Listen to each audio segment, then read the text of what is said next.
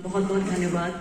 मैं कई बार अपने को चीटी काट के मैं ये महसूस कराने की कोशिश कर रही थी कि मैं जहाँ बैठी हूँ और मेरे सामने ये सब कुछ जो हो रहा है और पिछले 1-1.5 घंटे में जो कुछ मैंने महसूस किया है ये सच है, क्योंकि मैं भारत के एक ऐसे हिस्से से आती हूँ जहाँ बहुत निराशा है, बहुत अंधेरा है, बहुत नाउम्मीदी है और बहुत यहाँ मैं उर्दू का भी इस्तेमाल कर सकती हूँ। आप में से बहुत सारे लोग उर्दू भी समझते होंगे, जिन्हें कुन जहन कहते हैं, मतलब कंजर्वेटिव माइंडसेट। और यहाँ आके मैं देख रही हूँ इनकलाबी शायरी है, रिवोल्यूशन के गीत गाए जा रहे हैं, हमें बताया जा रहा है कि आप उम्मीद का दामन मत छोड़िए। और चिड़ियों को, लहरों को, सागर को, दरख्तों को ये कहा जा रहा है कि हम आपसे उम्मीद नहीं, आप हमसे उम्मीद कीजिए। किताबों का यहाँ मेला लगा हुआ है। आप यकीन जानिए मेरा दिल कई बार भर आया सिर्फ यहाँ बैठकर। पहले वहाँ गई किताबों के मेले में और उसके बाद फिर यहाँ आप लोगों को बैठा हुआ देखकर और उन लोगों को गाते हुए देखकर मुझे लगा कि ऐसे भी लोग हैं जो मेरे गीत मेरे हैं लेकिन अपने मुख से गा रहे हैं।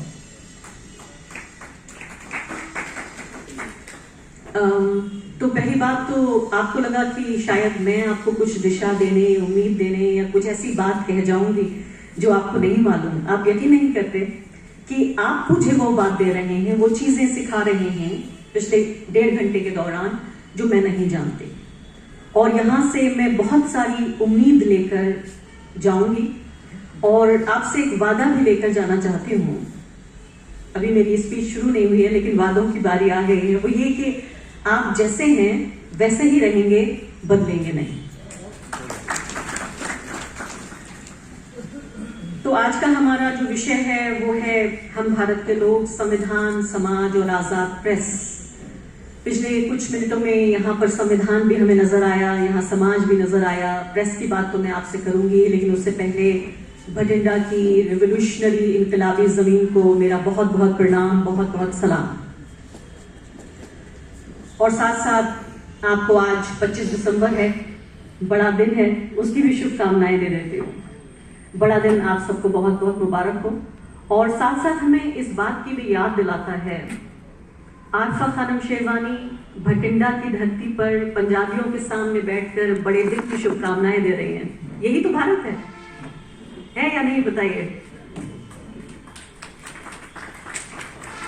कि हमारे लिए भी ये दिन उतना ही बड़ा है जितना भारत के और दुनिया के ईसाइयों के लिए बड़ा है, और इसीलिए हम इसको बड़ा दिन कहते हैं। तो मुझे लगता है कि भारत की जो डाइवर्सिटी है, जो इसकी खूबसूरती है, जिस बहार का और फिजा का जिक्र अभी हमसे पहले जो गायक गीतकार बैठे हुए थे, जो गा रहे थे हमारे सामने, वही तो है कि एक ऐसा चमन है भारत जिसमें सिर्फ एक रंग के फूल नहीं खिलते, सिर्फ एक ऐसा चमन जहां फूलों का रंग भी अलग अलग है, उसका साइज भी अलग अलग है, उसकी खुशबू भी अलग अलग है। लेकिन पिछले 10-11 साल में जो कोशिश हुई है वो ये कि इस चमन में सिर्फ एक रंग का ही फूल खिलेगा। उसका साइज कितना खिल सकता है, वो छोटा फूल होगा या वो बड़ा फूल होगा, ये भी सत्ता में बैठे हुए लोग तय करेंगे।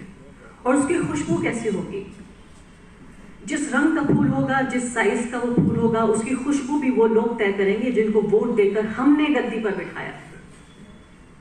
वो हमारी सैकड़ों साल की सभ्यता, हमारी तहजीब, हमारा तमद्दुन, उस सब को एक तरफ करके हमें ये बताना चाहते हैं कि हम आपको बताएंगे 140 करोड़ लोगों को, पंजाब से लेकर कश्मीर से लेकर कन्याकुमारी तक, वो 4 लोग, 2 कारोबारी और 2 नेता, सिर्फ हमें बताना चाहते हैं कि हम 4 गुजराती मिलकर ये तय कर देंगे कि 140 करोड़ लोग अपनी जिंदगी कैसे गुजारेंगे। अभी इससे पहले 2 दिन पहले ही मैं उत्तराखंड गई थी। वहाँ उत्तराखंड महिला मंच ने मुझे बुलाया था, उनके 30 साल पूरे हो रहे थे। और वो क्रांतिकारी औरतें थी उत्तराखंड की जिन्होंने सत्ता के जबड़े से अपना स्टेट छीन लिया और अपना राज्य उन्होंने, यानी वो इनकलाबी औरतें थी जिनका कि उत्तराखंड बनाने में रोल था। और उन महिलाओं ने मुझे बुलाया, उनके 30 साल पूरे हो रहे थे। वहां भी कुछ लोग भगवे साफे और झंडे लेकर पहुंच गए और कहा कि मुझे बोलने नहीं देंगे। आप सोचिए कि 11वां साल इन लोगों को सत्ता में हो रहा है, देश के हर संसाधन पर इनका कब्जा है, सरकार से लेकर ब्यूरोक्रेसी से लेकर कारोबार से लेकर मीडिया का पूरा महकमा इनके पास है।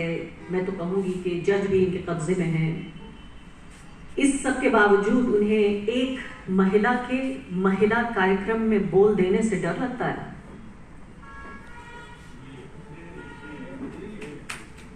और फिर मुझे याद आता है वो नज्म जब कहा जाता है कि वो डरते हैं कि ये गरीब कमजोर लोग हमसे डरना बंद कर देंगे। डर इस बात का है, पाश ने ही कहा था शायद कि ये गरीब और कमजोर लोग हमसे डरना बंद कर देंगे, इसलिए वो डराने की तमाम कोशिशें करते हैं और एक महिला को महिला कार्यक्रम में बोलने नहीं देते। और मैं सोच रही थी कि महिलाओं को लेकर तो इस देश में जिस तरह का एक रिवाज है, जिस तरह से महिलाओं को देखा जाता है, वो तो बड़ा ही हार्मलेस, मतलब बड़ा हानिकारक है। महिलाएं 10 हो, 20 हो, 50 हो, 500 हो, क्या कर लेंगी भाई? पुरुषवादी जितना समाज है ये, अभी भी देखिए सरकार में बैठे हुए लोग, खुद हमारे सबसे बड़े नेता कहते हैं कि 56 इंच का उनका सीना है। यानी कि उनकी सिर्फ नीतियां और राजनीति ही मर्दवादी नहीं है, उनकी भाषा भी मर्दवादी ही है। तो वो लोग भी महिलाओं से डरते हैं कि उन्हें बोलने नहीं देते। अब मैं थोड़ा सा आपको अपने बारे में बताती हूँ कि अभी मैं आजकल क्या कर रही हूँ। इससे पहले कि, और ये भी मेरे विषय से ही बहुत भटक नहीं रही हूँ विषय से, जब मैं आपको ये बता रही हूँ कि आजकल मैं क्या कर रही हूँ। आप सब जानते हैं कि मैं पिछले करीब 2 दशक से भी ज्यादा से पत्रकारिता में हूँ। मैंने एनडीटीवी, राज्यसभा टीवी जैसी जगहों पे काम किया और अभी 2017 से मैं द वायर में हूँ।